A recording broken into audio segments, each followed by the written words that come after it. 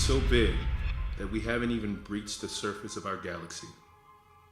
It's crazy when you think about it. Space is so vast, and we are sending people up there. So if somebody is trying to go to space, one of the things that you need to prepare is just to think, what are the dynamics first on land? Because the atmosphere is changing when you go into outer space. So with the new atmosphere and being very, very far from Earth, you can't just say, you know what, I'm bored, I'm tired, I want to go back. This isn't like getting on a roller coaster and then you change your mind or something. It's not going to be over in 2 minutes, right?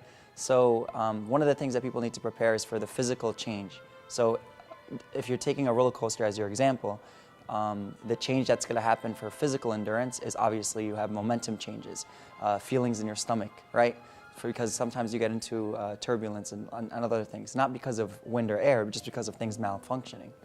So that's one of the things you got to worry about in outer space. Another thing that you probably have to worry about in outer space, if you read up about it, you'll see for the physical missions that they have, sometimes like if the equipment goes wrong or bad, you're going to need somebody who has the technical skills to fix those. So they prepare you with all the technical skills. The thing that they also have a training and a filtration process for is the psychological, your psychological predispositions. Because if you have somebody already with mental illnesses, then they already say, we can't handle you. If you have somebody with marital issues, then they say, we can't handle you already. Because these are warning signs that you might have issues with your team. And you can't really afford that in such a high-risk environment. But what people don't know is how much training an astronaut needs to mentally prepare to live up there. Every astronaut must go through intense training to mentally prepare for intergalactic space travel. The solitude, being alone, potentially losing communication with the people that you're communicating with in terms of, back to home base. The potential, the space travel time, just getting you up there, you have to commit to being there for a while. So if you're not prepared for that, you can start going, I don't want to say like crazy, but you get into a small confrontation with a person, you're alone with your thoughts for a long period of time. And let's just take that. If you're alone with your thoughts for a long period of time, sometimes people start going crazy.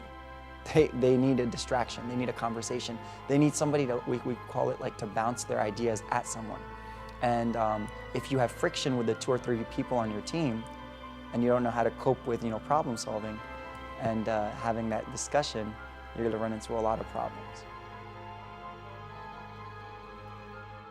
Put yourself in the astronaut's shoes. Seconds feel like hours, hours feel like days, days feel like weeks, weeks feel like months, months feel like years, years feels like eternity.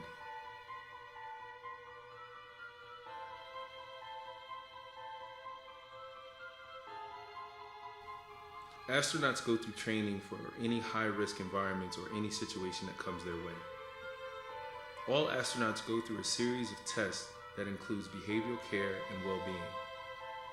First few trainings are based around learning the everyday jobs within the space station. Learning the station's software and computers, as well as entering information into the system's inventory management system. Training simulations happen dozens of times, and this could last up to 18 months.